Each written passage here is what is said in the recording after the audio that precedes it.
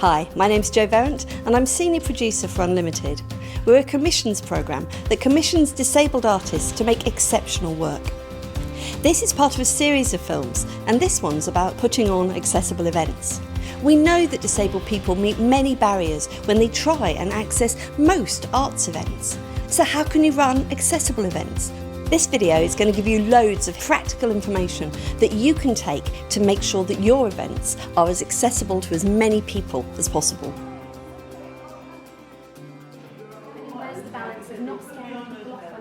Today's event was called Who's Social Model, and it was a chance for us to look at the social model of disability when it comes to the arts. One of the ways that we made sure that the event was going to be accessible was the way that any event should be approached, and that's by asking questions, just making sure that you're constantly keeping up communications with everybody and asking them, what is it you need from us, and we'll make sure that we will do our utmost to make those things happen. The obstacle that I'm focusing on through the Goldilocks mixer is understanding that there's a conversation to be had. I've got Tourette's, which means that sometimes I can make noises in spaces where I don't want to and other people don't want me to. For me, there's a negotiation going on.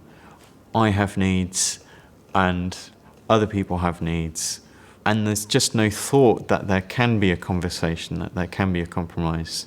I don't think it has to work that way.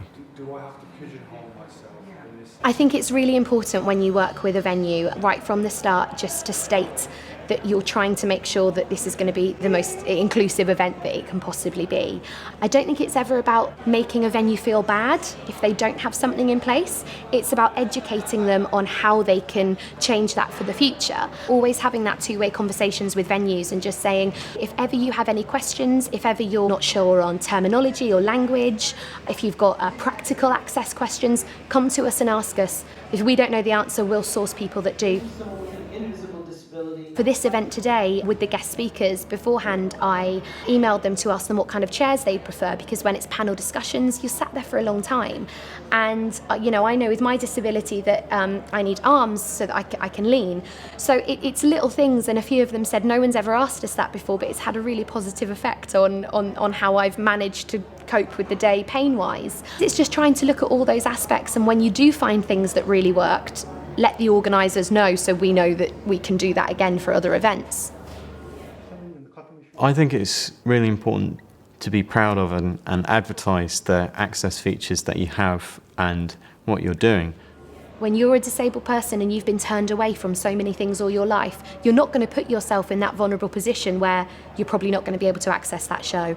My one thing to theatres is, if you're going to put these things in place, tell people about it, let people know, shout it from the rooftops. Because one of the saddest things I hear is, yeah, well, we made it accessible but nobody turned up. Tell people, target market as much as you can.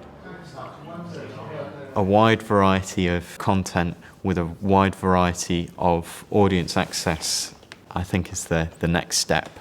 Yeah, it's going to be expensive to do certain things, but it doesn't all need to be done all at once. It needs to be started now, and that's acceptable. So having the courage to start and be willing to engage is the most important thing, and engagement doesn't have to cost anything. As disabled people, we're undoing years and years of being told that this industry isn't for us. Representation of disabled artists on screen and stage, in the media, in adverts, it's incredibly low. We should be able to express ourselves just the same as our non-disabled peers. There's a highly engaged culture of disability arts and a vocal and fiercely loyal community to tap into. I think you start to see a lot more progress once people are working together on things.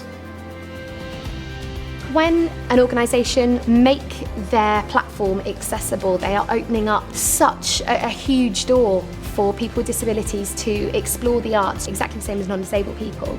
And the arts is one massive way of exploring all of those changes. You are changing the lives of disabled people, not just disabled artists, because they are able to experience something in a different way, and everybody should have access to the arts and nobody should be left behind.